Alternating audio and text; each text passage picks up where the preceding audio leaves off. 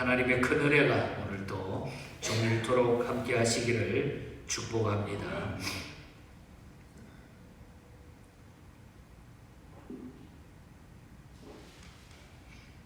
이 66편은 하나님의 구원 역사를 찬양한 그런 시입니다. 선민을 향한 하나님의 신실하신 구원 섭리를 노래하는 그런 시인데, 기록자는 정확히 알 수가 없는 그런 시편의 메시지입니다. 아마 어떤 이는, 어떤 신학자들은 이 시의 배경을 히스기야 왕 때로 보고 있기도 합니다. 그런데 이 시는 이스라엘이 고난 가운데 있을 때에 민족적으로 혹은 개인적으로 연단받은 후 하나님께서 행하신 일을 기억하면서 하나님을 찬양하는 시입니다. 그래서 우리가 읽었습니다마는 전반부, 후반부로 나눌 수 있는데 1절부터 12절까지는 전반부로 볼 수 있는데 복수 주체로 기록이 되어 있습니다. 무슨 말인가 하니 구원에 대한 민족적인 감사, 우리라고 하는 공동체를 통한 복수 주체로 감사하는 이런 내용이고, 그리고 13절부터 마지막까지는 단수 주체, 나, 개인적인, 후반부는 기도 응답에 대한 개인적인 감사를 찬양하고 있다고 하는 사실을 기억하게 됩니다. 우리 그리스도인들은 언제나 하나님을 찬양해야 돼요. 우리가 공동체든 우리 개인이 되든 우리는 언제나 하나님을 찬양해야 된다. 그럼 우리가 고난 속에서 어떻게 하나님을 찬양하며 감사할 수 있을까? 그래서 오늘은 주제로 하나님을 찬양하라고 하는 이 주제로 이 시편을 살피면서 우리가 하나님을 찬송하고 기도하는 일이 얼마나 중요한 일인가 하는 사실을 다시 한번 우리의 삶에 기억하시고 또 적용해 나가시기를 바랍니다. 먼저 1절부터 8절 사이를 보면은 하나님께서 행하신 일들을 기억해야 된다는 거죠. 하나님이 행하신 일들을 기억하게 되면은 우리가 여호와 하나님을 저절로 찬양하게 된다 하는 그런 메시지. 신앙생활은 찬양의 생활입니다. 시인은 본문에서 하나님을 찬양하고 있는데 1절에 먼저 보면은 온 땅이여 하나님께 즐거운 소리를 낼지어다, 즐거운 소리를 바랄지어다, 이렇게 기록하고 있죠. 그리고 4절을 보면은 온 땅이 주께 경배하고 주를 노래하며 주의 이름을 찬양하리라, 주를 찬양하며 주의 이름을 찬양하리다. 이렇게 시인은 자신도 찬양하지만은 온 누리에 있는 사는 모든 자들이 하나님을 찬양할 것을 권하고 있는 것을 보게 됩니다. 그래서 8절에 보면은 만민들아, 모든 만민들아, 우리 하나님을 송축하며 그의 찬양 소리를 들리게 할지어다. 우리 모두가 하나님을 찬송하면서 그 송축하면서 그 찬양 소리가 하나님께 들리게 할지어다. 그러면은 찬양의 이유가 무엇 때문입니까? 찬양의 이유가 무엇입니까? 하나님께서 5절에 보면은 행하신 일들 때문에, 하나님께서 행하신 행사 때문에, 하나님께서 하신 일 때문에, 그 행하신 일 중에 대표적인 예가 오늘 본문에 나타났는데 출애굽 사건입니다. 이 출애굽 사건은 신구약 성경을 통해 가지고 구원의 사실을 이야기할 때마다 계속 언급되는 것이 이 출애굽 사건이에요. 출애굽기 14장 21절 이하에, 그리고 사도행전 7장에 보면은 스데반의 설교 가운데도 보면은 이 하나님의 구원의 역사를 알리기 위해서 이 출애굽 사건에 대해서 아주 장황하게 설명하고 있는 스데반 집사의 설교를 우리가 보게 되는 거죠. 그래서 우리는 하나님을 찬양하는 이유가 어디에 있느냐? 하나님이 우리를 구원해 주셨다. 하나님이 어떻게 우리를 행하셨나? 하나님이 우리에게 구원을 행해 주셨다고 하는 거예요. 구원받은 하나님은 그래서 찬양해야 될 이유가 있다는 거죠. 그래서 우리는 찬양해야 돼. 6절과 7절을 또 봅니다. 그때 하나님께서 애굽의 바로왕과 바다도 다스림으로 이스라엘을 구원하셨던 것처럼 지금도 하나님께서는 변함없이 세상을 다스리며 만민을 살펴보고 계신다는 거죠. 그러기에 7절에 보면은 이 하나님께서 구원을 거역하는 자는 하나님께서 그대로 갚아주신다 그랬어요. 갚아주신다. 때문에 우리를 구원해 주신 예수님의 십자가 부활을 기억하면서 감사하면서 찬양해야 된다. 하나님께서 행하신 일들을 우리가 꼭 기억해야 되는데 그 행하신 일들 꼭 기억해야 될 가장 중요한 것은 우리를 구원해 주신 일. 행하신 일은 우리를 구원해 주신 일이라. 그래서 우리는 하나님께서 행하신 그 중요한 구원을 생각하면은 이걸 하면은 저절로 우리는 찬송해야 돼. 하나님을 찬송하는 거죠. 그래서 우리는 우리 인생의 삶의 목표가 하나님은 인생이 이 땅 위에 와 있는 그 목적이 여호와 하나님을 찬송케 하게 함이라. 내가 너희를 구원했으니 구원받은 하나님의 백성은 찬송해야 될 이유가 분명히 여기에 나타나고 있다는 거죠. 그 다음에 9절부터 12절 사이를 보면은 하나님께서는 고난도 허락하심을 기억해야 돼요. 고난도 허락해 주심을 기억할 때 우리는 하나님을 찬송하게 된다는 거죠. 우리 하나님께서는 영혼을 살려두시고 실족함을 허락하지 않습니다. 고난이 우리에게 와도 우리가 어떤 어려움을 당해도 하나님은 그 영혼을 살려두시고 절대로 실족하게 하지 않는다. 9절에 보면 그렇게 말하죠. 그런 우리의 영혼을 살려두시고 우리의 실족함을 허락지 아니하시는 주시로다. 하나님께서는 당신의 백성을 위험한 곳이나 사망의 자리에 그대로 방치해 두지 않으시고 당신의 날개 아래 품으셔서 영원한 안전을 우리에게 주신다는 거예요. 그래서 우리가 세상 살아가는데 여러 가지 힘들고 어려운 시험과 환난이 우리 앞에 있고 힘든 일이 당장 우리 앞에 보이는 것 같지만 그러나 하나님은 우리 하나님의 백성을 그렇게 어려운 가운데 계속 두지 않는다는 거예요. 영원한 안전을 허락해 주십니다. 출애굽기 19장에도 그 이야기를 해주시고 계십니다. 그럼에도 불구하고 하나님께서는 때때로 성도들에게 고난을 허용하시기도 하신다. 그 이유가 무엇일까요, 여러분? 왜 하나님은 때때로 성도에게 고난을 허용하실까? 그것은 당신의 자녀들을 완전한 구원으로 이끄시기 위해서. 우리가 하나님의 뜻에 어긋나거나 우리가 잘못 사니까 하나님이 너 이러면 안 된대 하고 하나님께서는 다시 한번 깨닫게 하기 위해서 우리들을 어떤 데는 어려움을 주실 때가 있다는 거죠. 다니엘서 11장에도 계시록에도 또 성경 전체에도 그 이야기가 엄청나게 많이 기록이 되어 있습니다. 자, 10절에서 12절을 보십시다. 거기서는 이스라엘이 당하는 환난을 기록하고 있지만은 구체적으로는 기술하지 않았습니다.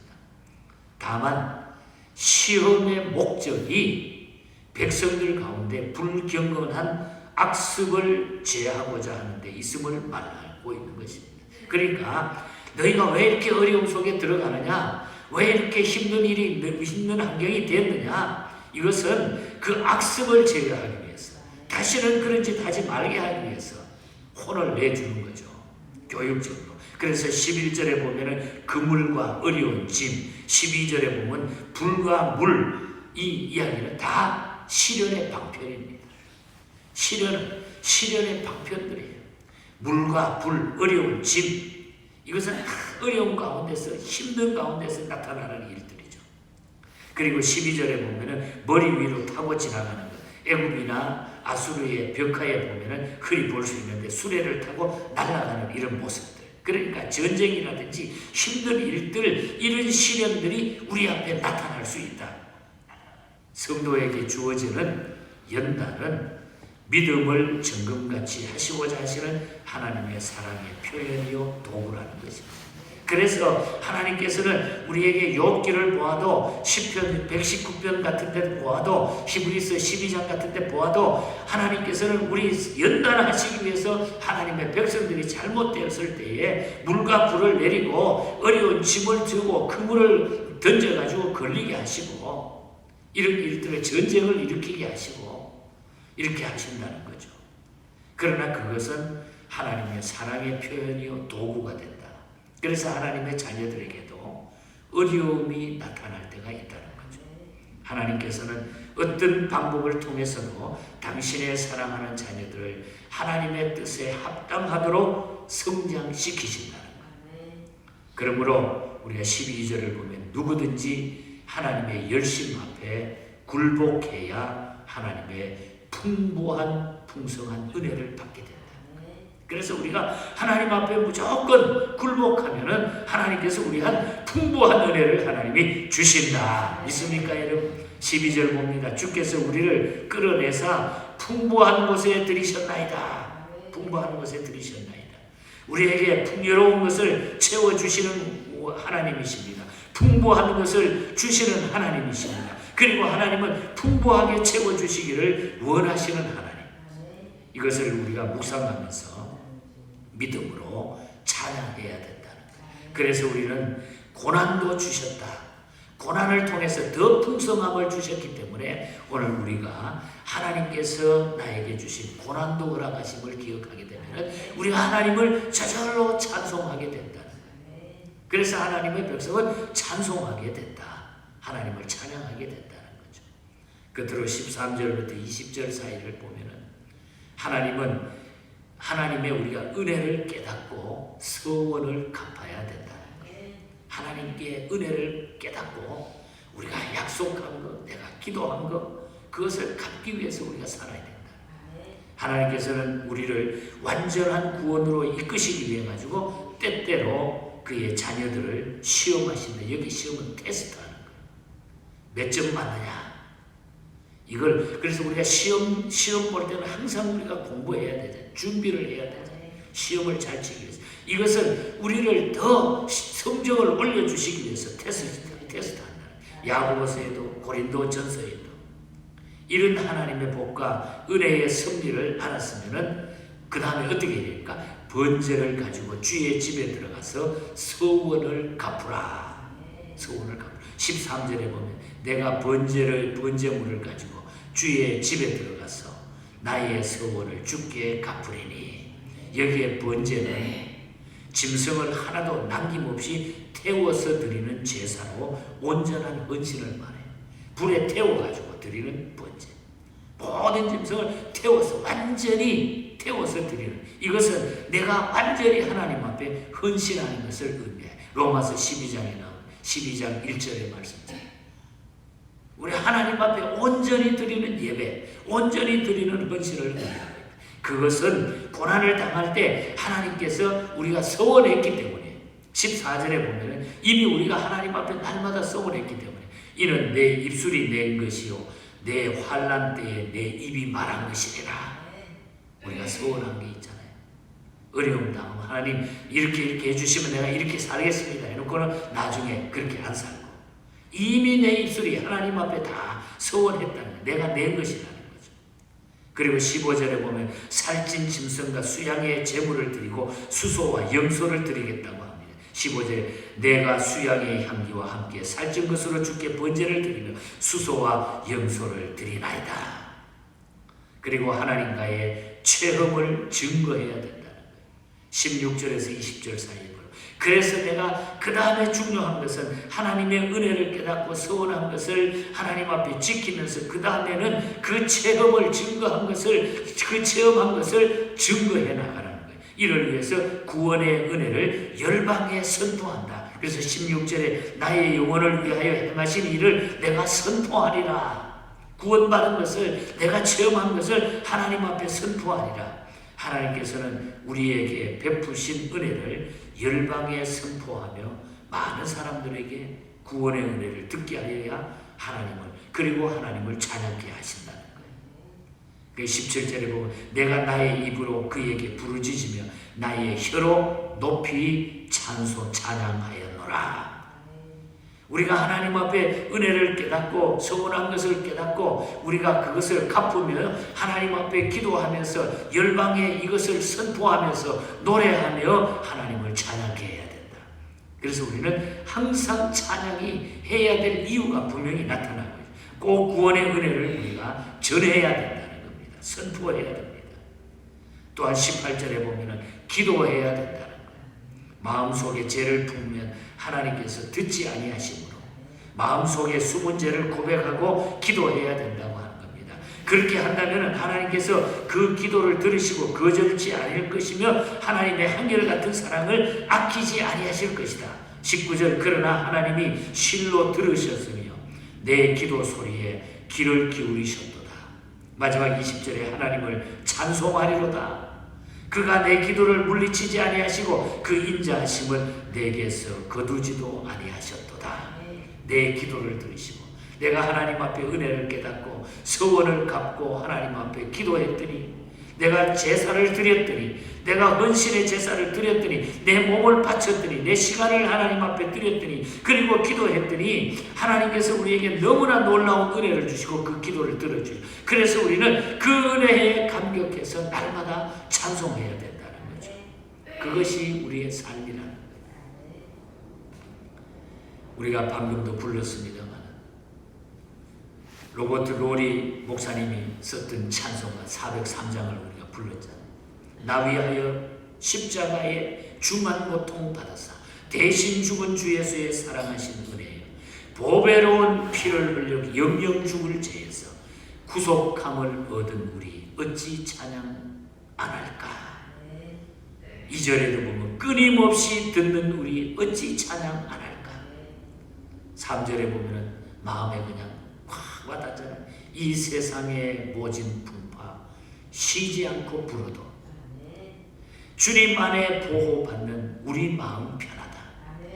늘 깨어서 기도하고 늘 깨어서 기도하고 저 천국을 바라며 주님만을 기다리니 어찌 찬양 안 할까. 찬양해야 될 이유가 우리가 하나님 앞에 구원받았기 때문에 그래서 우리가 늘 깨어서 기도하고 저 천국을 바라기 때문에 주님만을 기다리는 우리들은 찬양하는 것이 우리의 가장 중요한 목적이라는 거예요. 8절을 봅니다. 만민들아 우리 하나님을 송축하며 그 찬양 소리를 들리게 할지어다. 찬양 소리를 들리게 할지어다. 온 땅이여 하나님께 즐거운 소리를 낼지어다. 온 땅이여 하나님 앞에 찬양할지어다. 우리는 일생 동안 이 하나님을 찬송하면서 기도하면서 승리하는 이런 삶을 살아가시기를 주님 이름으로 간절히 축복합니다. 하나님 아버지 감사합니다. 우리 주님을 찬송하는 이유를 우리에게 분명히 설명해 주셨고 또 우리 인간을 만드신 목적이 여기 있음을 저희들이 분명히 믿습니다. 하나님이 죄 많은 저희들을 구원하시기 위하여 독생자 예수님을 이 땅에 보내주시고 우리를 구원해 주신 그 놀라운 은혜, 이것 때문에 우리가 주님을 찬송해야 되고 주님을 노래해야 되고 주님께 기도드려야 되는 이유가 있습니다. 이 믿음으로 지금까지 살아왔사오니 남은 우리의 생애도 붙잡아 주시고 오늘 하루도 아니 영원토록 이 주님과 놀라운 행복함을 나눌 수 있는 저희들이 되게 하여 주시옵소서. 오늘도 하루 종일 흩어져 있는 우리 예언의 모든 가족들 이 기쁨으로 이 감격으로 주님 바라보며 소망 중에 승리하게 하여 주시옵소서. 거룩하신 예수님 이름으로 기도하옵나이다. 아멘.